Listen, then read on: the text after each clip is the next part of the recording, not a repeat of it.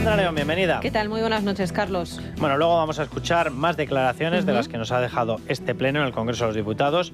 Pero una vez terminado ha habido sesión de control. Sí. Ahí creo que ha estado también Óscar Puente. Eso es. Y esta mañana le había cedido todo el protagonismo a Pedro Sánchez, pero él ha tenido que tener su momentito de gloria. Pues sí, es verdad que después de escuchar a Sánchez decir que todo va bien, a pesar de los 47 muertos en Adamuz y en Gélida, poco queda por decir en el Gobierno. Pero quiero que escuchen la pregunta que le lanzaba el popular Eduardo Carazo y la respuesta del ministro de Transportes. ¿Cree que las infraestructuras de transporte de nuestro país están mejor hoy, tras casi 8 años de gobierno de Sánchez? No es que lo crea, es que estoy absolutamente seguro. Pregunta usted si las infraestructuras están mejor hoy que hace 8 años. Pues sí, mire, están hoy 58.988 millones de euros, mejor que cuando ustedes las dejaron. No, están 47 fallecidos peor. Si quieres seguimos con la lucha de cifras. Pero ¿cómo puedes salir? ¿Cómo puedes tener la poca vergüenza? ¿Cómo se puede tener la cara dura de salir que ni tan siquiera han acudido al funeral para darle un abrazo a las víctimas? Porque no acudió ni Pedro Sánchez ni Óscar Puente. Aquí el gallito, que saca pecho. Dice, ¿quiere que se lo diga? No, váyase usted y se lo dice a las víctimas. ¿Vale? A las familias de las víctimas usted se acerca y les dice, miren, estamos 58.000 millones de veces mejor. Y cuando le digan, mira, sal de aquí corriendo, ¿qué les va a decir? Dios bendito, o sea, hay que tener la cara muy dura. Luego esas comparativas dicen, tenemos el segundo mejor tren. ¿El segundo mejor tren que qué? O sea, no ha habido un accidente similar al de Adamuz en muchísimo tiempo y gracias a Dios en ningún sitio. ¿Por qué no lo ha habido? Porque se gastan el dinero que pagan sus ciudadanos en aquello que demandan sus ciudadanos, no en aquello que demanda su querido puto amo, que diría Óscar Puente. Bueno, y luego lo decías tú hace un momento, encima luego mienten con esos datos de los accidentes, dicen que se ha reducido un 11% y es mentira, y además solo tiene que ir la gente a las memorias anuales de la CIAF, de esa comisión que presumen de que es muy independiente. Sí, que además hay que recordar que quien les está sacando los colores es una comisión que el presidente está propuesto por el gobierno y respaldado por los partidos que tienen la mayoría del gobierno, es decir, por ellos al cuadrado. Eso es. Vale, pues ese señor es el que les ha dicho no, la reforma integral no era integral, sí que falta inversión en mantenimiento y por supuesto que estamos disparados en número de accidentes. Se lo ha dicho su persona, la persona que ellos eligieron. Debe tener evidentemente algo de decencia y evidentemente algo de honorabilidad. Y ha preferido hacer su trabajo, aunque solamente sea por respeto a las 47 familias de los fallecidos. Ahora, esto es surrealista, ¿eh? Esto es surrealista. Yo creo que ya han llegado a un punto en el que les da olímpicamente lo mismo. O sea, como si les pones delante los féretros, les da igual. De todas formas, hablamos de falta de mantenimiento y es que la realidad es que día tras día tenemos sobradas muestras de ello, ¿no? Por cerrar el capítulo trenes, al menos de momento, porque luego en la tertulia vamos a seguir con ello, déjenme que les cuente la noticia que hoy publica Miguel Ángel Pérez en Libertad Digital y que es continuación de la que ya publicó el otro día cuando nos desveló que el pasado viernes descarriló un tren de mercancías peligrosas. Un accidente que, lo recordarán porque se lo contamos, el Ministerio de Transportes intentó ocultar a toda costa. Además, llamaban nuestros compañeros y le decían, bueno, pero ¿por qué queréis saber nada de eso? Bueno, pues entren, si no lo han hecho ya, en Libertad Digital y vean esas fotografías que demuestran que ese tren descarrilado en Irún transportaba nada más y nada menos que un depósito con capacidad para 33.000 litros de líquido inflamable. A lo mejor así entienden por qué el Gobierno no le interesa que esta noticia salga a la luz, ¿no?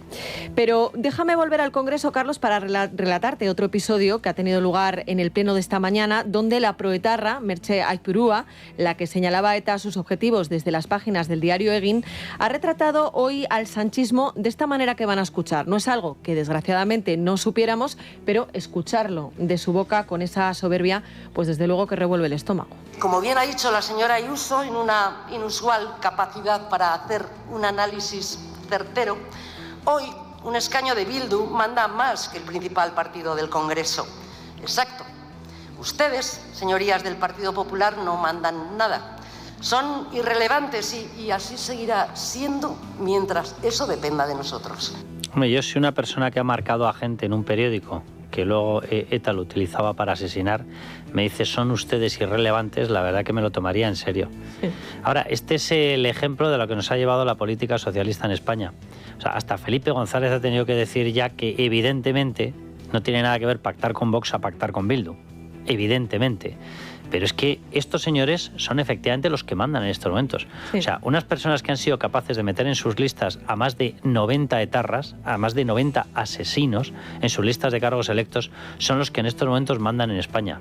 Pedro Sánchez no mueve una ceja sin permiso de estos señores. Mandan en España y presumen de ello, vamos, totalmente ante la pasividad total y absoluta de los miembros del Partido Socialista, del propio presidente del gobierno que estaba allí, ¿no? ¿Para qué están soltando a los etarras? Aparte de para agradarles, para volver a sembrar una brigada de miedo en el País Vasco y que la gente decente se tenga que marchar de allí. Si es que lo vuelven a hacer. Para ellos el miedo, alardear del miedo que producen, para ellos es un activo, es una estrategia. Nosotros mandamos más que vosotros. Le ha faltado decir, preparaos, que como mandemos un poco más, lo mismo volvemos al pasado. Bueno, hay veces que hay cosas que no hace falta decirlas, ¿no? En fin, en la izquierda está claro quién manda y parece que unos y otros están cómodos con el reparto de papeles, pero en la derecha siguen sin ponerse de acuerdo. Hoy también se sigue hablando y mucho de la formación de gobierno tanto en Aragón como en Extremadura. Y ojo, porque es particularmente significativo lo que ha pasado en esta comunidad, donde los dirigentes autonómicos y locales parecen ir por un lado y los nacionales por otro. Los de Guardiola han dado a entender en las últimas horas que podrían inclinarse por un gobierno solitario con la abstención del Partido Socialista antes que por una coalición con Vox. Vox, que según cuenta hoy El País, ya no pide 3, sino 4 consejerías, a las que ya nos decía nuestra compañera Maite Loureiro, que eran Agricultura, Industria e Interior, se sumaría ahora Economía. Bueno, pues el que fuera portavoz de campaña de Miguel Ángel Gallardo, que es el socialista Antonio Rodríguez Osuna, además alcalde de Mérida, ha apostado hoy abiertamente por esa abstención, como en su día hiciera Rodríguez Ibarra. Es verdad que él ha dicho que no sería partidario de una abstención sin más para que Guardiola sea presidenta, sino de un acuerdo de presupuestos y con proyectos y leyes concretas. Pero es que acto seguido, Carlos, han salido tanto Génova como Ferraz a poner los puntos sobre las íes. En Génova aclaran que la única opción posibilista pasa por un pacto con Vox y en Ferraz dicen que no se plantean ni de broma una abstención. Así que veremos a ver en qué queda todo esto. Yo el otro día decía que ojalá estuviera al mando de Génova en estas negociaciones. Bueno, pues creo que ha hecho falta un día o 2 días para que sea evidente que tiene que ser así. Vamos a ver, esta historia de lo del regionalismo, esta historia, cuando lo que está en peligro es España, cuando lo que está en peligro es la Constitución española, cuando lo que está en peligro es la unidad de España, no puede continuar, no puede continuar. O sea, los piques particulares de María Guardiola con la gente de Vox de allí, los piques de Vox con María Guardiola, no pueden hacer determinar o hacer tambalear una estructura de alianzas que necesita España entera. No que puede ser así. necesita España, amén de que además como estrategia de partido no sé si le saldría muy bien al Partido Popular gobernar con la abstención del Partido Socialista, pero bueno, eso ya es un segundo es que plano. además, o sea, para conseguir la abstención del Partido Socialista, que no te la van a dar nunca, María Guardiola, nunca, pero para conseguirla tendrás que hablar con ellos. Claro. Entonces, ¿con quién vas a hablar? ¿Con el de la ruleta rusa? Como bien ha dicho hoy Alberto Núñez Feijóo. O sea, a ver si nos aclaramos. Claro, es que no podemos tener un doble discurso. Claro, o sea, ese señor es el que nos pone una ruleta rusa, una pistola con la ruleta rusa en la sien cada vez que nos montamos en un tren. Bueno, pues si Alberto Núñez Feijóo tiene razón, que tiene razón, evidentemente no se puede hablar con el de la pistola. Bien, ¿quién más son? Son los de la amnistía, son los del indulto, son los de la suelta de tarras. Con esos se va a ir a hablar. Y en Extremadura los corruptos también. Claro, y estamos hablando de hablar. Pero es que después de hablar, ellos te pedirán algo. ¿Qué es lo que se les va a ofrecer a esa gente? ¿Qué se les puede ofrecer? Nada, ¿verdad? Entonces, ¿qué historia es esta? No, gobernar con la abstención del Partido Socialista. No sé, ¿alguien puede tomar el mando? Bueno, parece que de momento Génova lo ha tomado. Veremos a ver, como digo, en qué quedan estas negociaciones. En página de corrupción, ojo a la noticia que ya les adelantábamos a última hora del programa de ayer y que viene a cerrar el círculo que vincula a Zapatero con el rescate de Plus Ultra. Ese contrato por el cual, según desvela Esteban Urreztieta en el diario El Mundo, esta compañía, rescatada por el gobierno con 53 millones de euros, se comprometió a abonar una comisión del 1% del rescate a Julio Martínez, el empresario detenido en el marco de la presunta trama de blanqueo de capitales en el seno de Plus Ultra, que salió a correr con el expresidente por una zona restringida del Pardo, casualmente 72 horas antes de su detención. Claro, estamos hablando del 1% de 53 millones de euros, es decir, 530.000 euros. Y yo apuntaba ayer, lo que sabemos al menos es que Plus Ultra pagó a Julio Martínez 500.000 euros por trabajos que no se han concretado y que a su vez Julio Martínez, a través de esa consultora Análisis Relevante, habría pagado a Zapatero también por trabajos que no se han concretado tampoco, sí, otros 500.000 euros. Consultorías globales. Bueno, pídeselas a Zapatero que te las manda. Claro, lo que pasa que esto, uno bailando dice, ¿esto es casualidad? Bueno, pues esa es la pregunta que Cayetana Álvarez de Toledo le ha lanzado esta tarde a Álvarez en la sesión de control. ¿En calidad de qué cobró tras el rescate de Plus Ultra? ¿De príncipe y blanqueador de Delsi? ¿De chantajista en jefe del chavismo? ¿De avalista del ideólogo de la tumba? ¿O quizá de comisionista? El empresario que pagó a Zapatero tenía un contrato para cobrar el 1% del rescate de Plus Ultra. justo la cifra que ingresó Zapatero. Por cierto, las hijas también cobraron de ese empresario y de Huawei. Como diría Steve Jobs, join the dots. Que por cierto, que no se nos olvide una cosa, Víctor Aldama incorporó otra cifra, 10 millones de euros, que también los habría cobrado. ¿Son incompatibles las cifras? De eso nada. Aquí estamos hablando de que una persona, Julio Martínez Martínez, que no era el presidente, era un asesor, era un externo, era un consultor, llámenlo X. Era una persona que tenía Plus Ultra para que consiguiera el famoso rescate de 53 millones. Bien, pues para conseguir ese dinero contacta con este señor Julio Martínez y Julio Martínez contacta con José Luis Rodríguez Zapatero. Bien, ¿cuánto dinero se le paga por ese 1%? Que es un bonus, es decir, un pago por premio, un pago por éxito. Bien, el éxito era conseguir el rescate. ¿Se consiguió? Sí. Según él, no se habría ejecutado ese 1%. Se lo creerá él. Lo que sabemos es que tenía un contrato para poder cobrar ese 1%, que equivale a 530.000 euros. Y coincide prácticamente al milímetro con el dinero que cobró Zapatero. ¿Puede ser lo que cobró él y que a Zapatero le dieron otro bonus? Puede ser. Pero desde luego que las cifras iban rondando el $500.000 por la vía directa de análisis relevante de este consultor, de este asesor, está claro. Por otro lado, habría cobrado, y esa es la denuncia de Víctor Aldama, otros 10 millones de euros. ¿Quién le podría haber pagado? Si esto es lo que pagó Plus Ultra, ¿quién le podría haber pagado? Quizás los accionistas de Plus Ultra que estaban en Venezuela. Lanzo la pregunta. Ahora, desde luego que esto no ha sido, pero vamos, absolutamente para nada infructuoso esta gestión para José Luis Rodríguez Zapatero, está más que claro. Eso lo tenemos clarísimo. Luego además es muy curioso porque con el tema del contrato, evidentemente el entorno de Julio Martínez no lo puede negar porque lo encontraron en su ordenador, en los registros que hicieron cuando le detuvieron, pero lo que dicen es que era un mero borrador y que nunca se llegó a ejecutar. Mira, como lo de Santos Cerdán. Eso era lo que te iba a decir. Esto suena a lo que dijo Santos Cerdán cuando le dijeron, oye, que hemos encontrado un contrato que dice que aquí tienes tú el 45% de las acciones de Servinavar. Y dicen, hombre, no, que nunca lo elevamos a público, con lo cual ese contrato no existe y yo no tengo nada que ver con Servinavar. Bueno, pues hoy ha vuelto a acogerse a esta historia para negar cualquier vínculo con esta compañía, que recordemos está en el punto de mira por el presunto amaño de las adjudicaciones de obra pública en la Comisión de Investigación del Parlamento de Navarra. ¿Usted, señor Cerdán, de verdad cree que un juez del Tribunal Supremo, que lo metió casi 6 meses en la cárcel de Soto del Real, no tenía justificación concreta alguna? Yo insisto que todavía a día de hoy ni yo ni mis representantes, mis abogados, conocemos el motivo por el cual entré en prisión. Porque era para destruir pruebas, no sabemos qué pruebas a día de hoy podía yo destruir.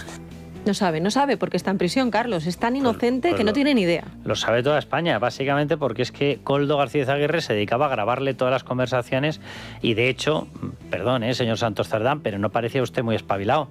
Lo digo porque es que Koldo García Aguirre le repetía, pero entonces por obras públicas, ¿a mí cuánto me toca? Dice, oh, que no, que te calles. No, pero ¿y a José Luis Ábalos cuánto le toca? Porque le debemos 400 y pico mil euros, que no se los hemos pagado, porque era por obras públicas, ¿verdad? Santos Cerdán. Los audios son que no lo digas, que esto se escribe en un papel y luego se rompe. Dices, no sé, es que este audio lo hemos escuchado todos. Debe ser usted el único que no lo ha escuchado, claro. Lo debe tener tan reiterado ya en los oídos, ¿verdad? A través de su memoria, que ¿para qué lo va a volver a escuchar? De todas formas, quiero que escuches otra de las declaraciones que ha hecho Cerdán, que por cierto ha llegado diciéndose que se acogía a su derecho a no declarar, pero luego no ha sabido morderse la lengua. Claro, y entonces le han preguntado también por los pactos con los proetarras. Presten atención porque en unos sí reconoce su papel, en otros no. ¿Cuándo pactaron el gobierno de Navarra con María Chivite? Otegi y usted. Para María Chivite. Yo no pacté con Otegi y el gobierno de Navarra. Vale. ¿Y el gobierno de Sánchez? Bueno, no recuerdo, pero tuve muchas reuniones. Vale. ¿La moción de censura en Pamplona? Pues antes de la moción de censura. No sé las la fechas. pactó usted con Otegi, vale. No fue con Otegi en este caso. ¿Con quién fue? No recuerdo, pero no fue Otegi. No fue Otegi, pero bueno, entiendo que un representante de la izquierda Berchale, ¿no? Sí, hombre, evidentemente. Pero sabrá con quién, no me diga que no sabe. Sí, pero no es Otegi, ¿no? Me ha preguntado si con Otegi. Pero digo bien, que no. pero yo le pregunto con quién es. He tenido muchas reuniones. ¿No me lo va a decir? No, es que no es cuestión de los túneles de Velate. Mira, me está recordando la comparecencia suya que la hacía como testigo y no podía mentir. Y mintió, pero como un bellaco. Eso es. Ante el juez en el caso Cloaca. Le preguntan que quién convocó en la famosa reunión en la que estaba Leire Díez. Dice, no, yo no convoqué. Dice, bueno, alguien convocaría, ¿no? Porque estaba ahí medio Partido Socialista, estaba Joan Antolín, estaba Juan Fran Serrano, estaba él, estaba Leire Díez. Vino Antonio Hernando. Vino Antonio Hernando, o sea, ahí estaba todo el mundo. Dice, no convocó nadie. Claro, ya los propios abogados de las acusaciones populares empiezan a cachondearse y dice, pero a ver, ¿usted qué está queriendo decirnos? Que iba pasando la gente por la calle Ferraz y le invitaban, que había donuts, chocolate, no sé, cacaolat y una reunión con Leire Díez. Este era el programa que había en Ferraz ese día. Dice, bueno, convocó un trabajador. Dicen, ¿cómo que un trabajador? Dice, sí, un trabajador de la Secretaría de Organización. Dice, un trabajador. Un trabajador convoca al secretario de Organización, estaba el jefe de Asesoría Jurídica del Partido Socialista, estaba el jefe de prensa, estaba el número 2 del secretario de Organización. ¿Pero qué dice este Pero en el señor? caso del Ayuntamiento de Pamplona, todos dábamos por hecho que había habido una negociación, pero lo cierto es que ellos lo negaron en diciembre de 2023, cuando salió todo este pacto. Pero ¿sabes lo peor? Que estaba todo pactado antes de la moción de censura. En esa moción de censura se pacta el apoyo de los proetarras a cambio de todo lo que hemos visto en Navarra. Todo era en cadena, claro. Todo era que Chivite iba a ser una presidenta de paja, todo era que se les iba a regalar el Ayuntamiento de Pamplona, pero si yo recuerdo aquí cuando estuvimos retransmitiendo el día de las elecciones, y yo lo dije, está pactada la entrega del Ayuntamiento de Pamplona.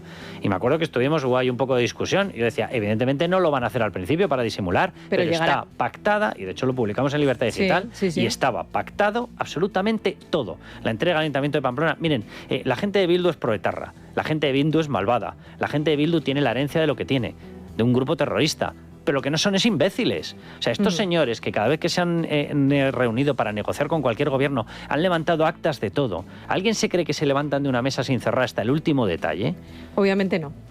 Pero además, luego aquí yo tengo que decir que en todo caso yo creo que Cerdán ha aprendido algo, ¿no? Porque en la última comisión de investigación, aunque luego no ha salido adelante gracias, entre otras cosas, a la Fiscalía, se le pudo denunciar por falso testimonio porque efectivamente mintió. Aquí ha dicho, no voy a mentir, voy a decir que sí que hubo algo y cuando me pregunten detalles digo, pasa palabra que ese tema no corresponde. Pero bueno, hay más titulares de corrupción. Hoy ha declarado en el marco de la trama de hidrocarburos el chofer de Carmen Pano, esa empresaria que asegura que llevó 90.000 euros a Ferraz en 2 bolsas y cuyo testimonio pone muy nervioso al Partido Socialista porque refrenda las sospechas de una posible financiación ilegal del partido. ¿Qué ha dicho el hombre que la llevó a la sede del PSOE?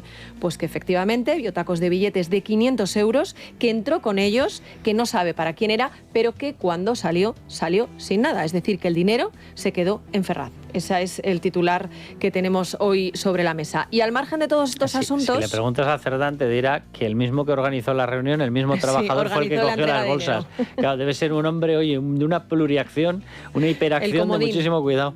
Bueno, y al margen de todos estos asuntos, antes de que nos vayamos a publicidad, ya saben que hoy ha habido una gran tractorada en Madrid para protestar contra el acuerdo de Mercosur, que consagra el libre comercio entre la Unión Europea y Argentina, Brasil, Paraguay y Uruguay, y los recortes de la PAC. Tractorada que ha terminado frente al Ministerio de Agricultura, donde hemos escuchado a miles de agricultores y ganaderos absolutamente desesperados. Un palo muy grande, o sea, un bache que creo que va a haber muchas explotaciones agrarias que van a ser incapaces de proseguir. No podemos competir en igualdad de condiciones, es imposible, así no se puede trabajar. Terminarán por dejar de producir aquí y importarán productos de fuera. Nos están arruinando, nos están llevando a la miseria. En el momento que entre las carnes de afuera sin controles, caerán los precios y nos hundirán. Bueno, nos vamos a ir a la tertulia. Yo siento mucho decirles, pero tengo la sensación de que ya se ha tomado la decisión de que estos señores no van a tener salida. Nos hemos metido en un traje espantoso al campo, así como otras actividades, pero el campo lo está sufriendo de una forma muy directa. Se le han metido unos sobrecostes fiscales brutales, unos sobrecostes ecologistas absolutamente tremendos, o sea, absolutamente imposibles de ser llevados por parte de un negocio, unas exigencias burocráticas, unas exigencias tecnológicas que hacen imposible mantener muchas de las explotaciones agrarias que teníamos. Y en medio de todos esos sobrecostes tenemos una entrada de otro producto que se está permitiendo entrar de esa manera. ¿Por qué? Porque los mismos que han metido toda la ola woke, toda la ola hiperecologista, se han dado cuenta de que esto estaba disparando los precios. Salida, meter otro tipo de productos sin los controles, de forma que pueda entrar un producto más barato. Resultado, la peor de las opciones. Competencia, claro que tiene que haber, Pero competencia es competencia, y competencias en igualdad. No unos recargados de costes y otros sin los costes. No, lo que hay que hacer no es prohibir la entrada de producto de Mercosur. Lo que hay que hacer es quitar todos esos sobrecostes. O sea, todos los consumidores tenemos derecho a productos baratos, todos los consumidores tenemos derecho a que nos defienda el mercado, que es lo que te defiende, y no estos señores, y el campo tiene derecho a poder competir sin dos manos atadas a la espalda. A la tertulia.